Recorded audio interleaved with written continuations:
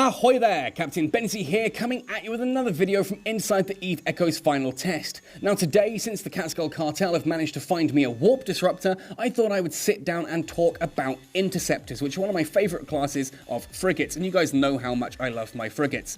This allows me to talk about warp disruptors, about stasis webifiers, and of course, about the Slasher 2, which is one of my favourite ships. I just love how cool this thing looks. Right, before we jump in though, if you do find this video useful or enjoyable, let me know by hitting like on it. Consider subscribing to the channel for all things Eve Echoes, and of course ring that notification bell so that you know when the next video goes live. Now, if there's a particular topic you'd like to see me cover, or a particular question you'd like me to answer, a ship you want to know more about, that kind of thing, let me know in the comment section down below, or come find me on the different social media channels along the bottom of your screen now, and I'll see what I can do. Come join the Catskill Cartel Discord as well, plenty of friendly people there to chat to about all things Eve Echoes in the public channels, and we will help you out in any way, shape or form if you have any questions. Now, talking about help, if you do want to help support this channel, you can do so by joining me over on Patreon. Every single dollar, every single pledge really helps me keep this channel going, and I'm super grateful to every single one of you who has pledged to support. It really, really means a lot.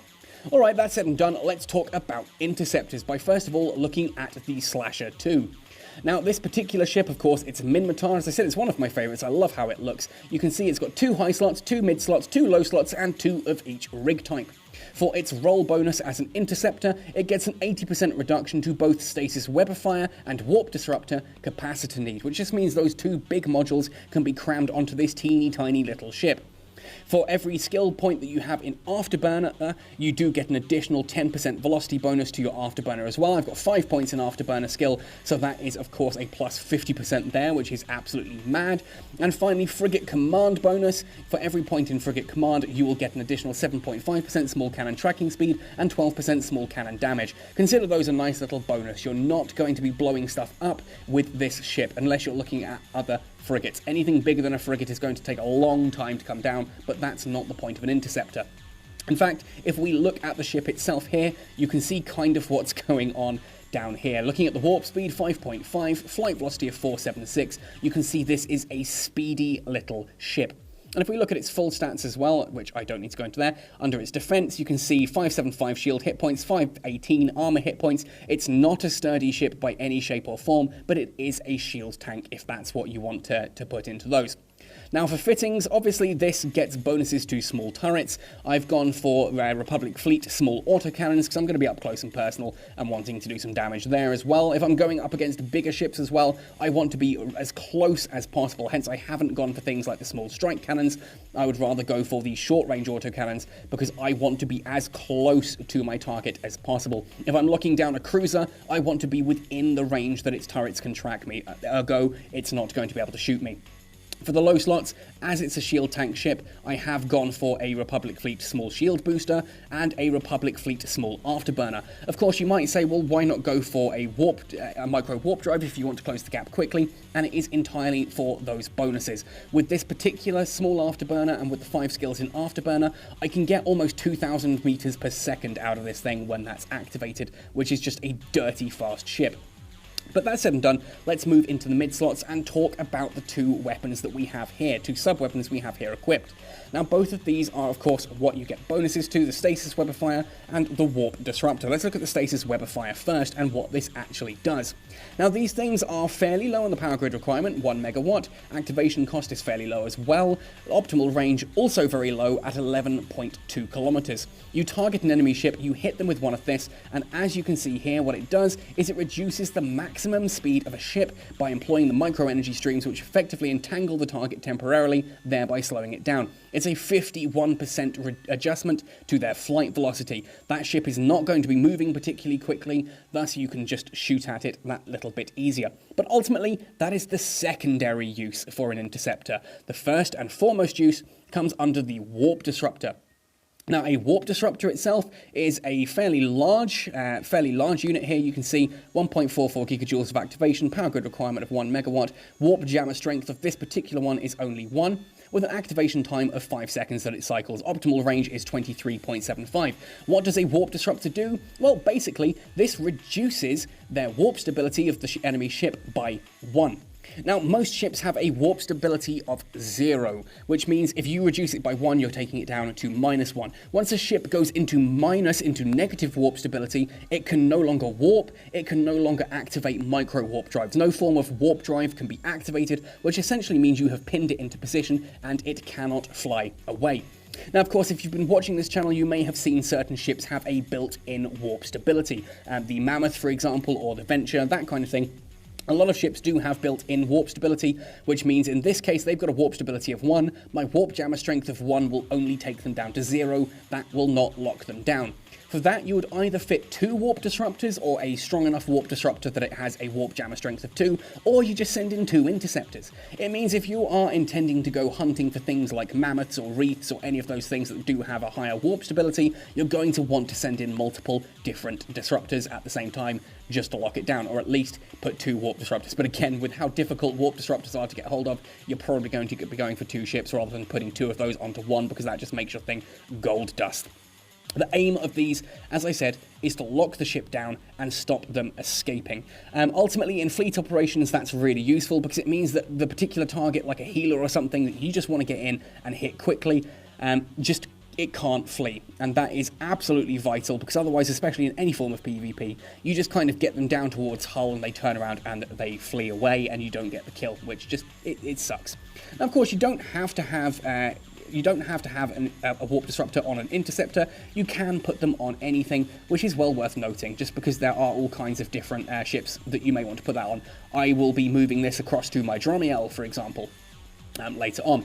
Now, of course, we've had a look at the Slasher 2, which is a Tech 4 frigate. Under the Minmatar as well, you do later on get the Slasher Interceptor, which just gets a bit of extra bonus to the Warp Scrambler strength. If you build one of these, then that Warp Disruptor I have will have 2 strength. So it'll go from, if anything that's got a +1 will still go down to -1 and be locked down. Again, Stasis Web of Fire, optimal range. Warp Drive signature radius penalty is dropped there. So you would put a warp drive, micro warp drive, on the Slasher Interceptor rather than the Slasher 2, and eventually further up you get a Slasher Interceptor 2, which is just the same thing but with slightly better fittings and skills. Now, every single one of the Empires does, of course, have its own interceptors. If we go into Caldari, I've got to remember which one it is. I think it's the Condor. There it is, the Condor 2. That is your interceptor there. You can see it's got the same roll bonus. Obviously, though, this thing gets small missile and torpedo damage bonuses. As we go further up into Tech 8, you'll get the Condor Interceptor. There it is there. And finally, up at tier 10, you get the Condor 2 Interceptor, which is a nice big ship there. And of course, sorry, I didn't mean to come out of the ship tree there. If we go under Amarr, you'll see for their interceptors, you are looking, it's usually basically your first ship, your first little, the first little ship that you have flying around at like Tech 2 or whatever that has been upgraded. Let's have a look. Executioner 2, there it is, which then goes, of course, up at Tech 8 to the Executioner Interceptor. And if we go across to Galente, you will be looking at, when it loads in, here we are, the Atron 2, Stasis Web of Fire capacity needs, that's your basic interceptor, up to the Atron Interceptor at Tech 8, and the Atron 2 Interceptor, obviously, at Tech 10. Those are just the ones that you're going to be looking at. Obviously, the Warp Disruptor, as I said, does go on other ships, but these things tend to be fairly cheap. Not a lot of people tend to use them, and they have those bonuses specifically for doing this task. Obviously, yes, I can put that Warp Disruptor on my Dromiel, I will do later, so when you're watching the Dromiel video, you'll see it has that same Warp Disruptor on it, but for if you're going in for a cheap build where you just want to lock something down as part of fleet operations, an Interceptor is going to be the better option for you. Anyway, so let's have a look. Are there any particular skills that will help out in this? Well, of course, other than the skills that are affected by the ship itself, the ones that the ship itself suggests, you do want to look under Electronic Warfare, E-War, and there you have Electronic Warfare, which gives you Stasis Web of Fire capacity need and Warp Disruptor capacity need reductions. And that is ultimately all it does across. So it's not a skill you ultimately need all that much of. I like to just go for the straight 5 because that 30% reduction is huge. As you can see, it just means I use almost nothing in order to actually function those systems when I'm out in space. Anyway, talking about being out in space, it is time for me to undock and give this a go to showcase it in action. Okay, so let's actually try this out. Jade Zion, who you may recall from my Command & Conquer Rivals videos if you've watched those, has very kindly agreed to help demonstrate this. I'm going to warp in at a fair distance of about 58 kilometers, that'll do nicely. Zoom it up close and personal to her. I think she's in a Caracal trainer from the Corporation hangar. I'm going to lock her down with the warp disruptor and do as much damage as I can just to showcase how this actually works. So here we are, we come into the system that she's in. I'm going to lock on immediately, or as soon as I can once I'm out of warp. We are then going to approach, move on to the afterburner to get that distance closed as quickly as possible, and you'll see the absolutely disgusting speed at which this thing can use thanks to those afterburner bonuses. We move up nice and close and personal, and once we are within the range of that warp disruptor there at 23.75, I'm going to lock her down now. At this point, you would hope that your opponent hasn't seen you yet. There's the lock. That is now her ship destabilized, nothing we can do. Going to go into an orbit, and we are going to activate those weapons with a web of fire just to keep her nice and locked down and dealing as much damage as we can.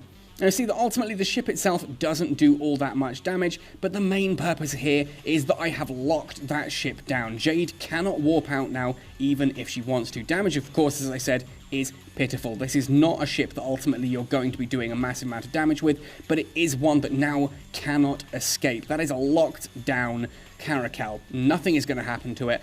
Cannot go away anywhere. In fact, if I stop orbiting and just go into an approach distance, an approach vector, you'll see as well that, again, she just cannot fire back at me. She cannot escape.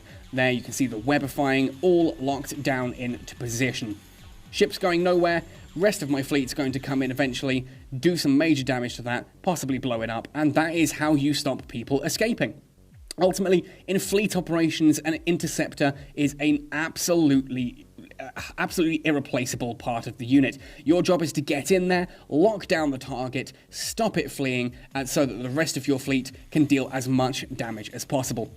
Anyway, folks, that does just about explain everything that I wanted to talk about in regards to warp disruptors and interceptors. I hope that's inspired you to maybe give this ship a quick tryout and an idea of what it all means, how it all works, that kind of thing there. I do love the Slasher 2. The Slasher 2 itself is just a really fast ship, great for exploring areas and doing whatever it is you want to do. You see there, she's trying to pull away from me. She's not going to get far with the web speed and the warp disruptor, so I can just quite happily sit here and just keep shooting.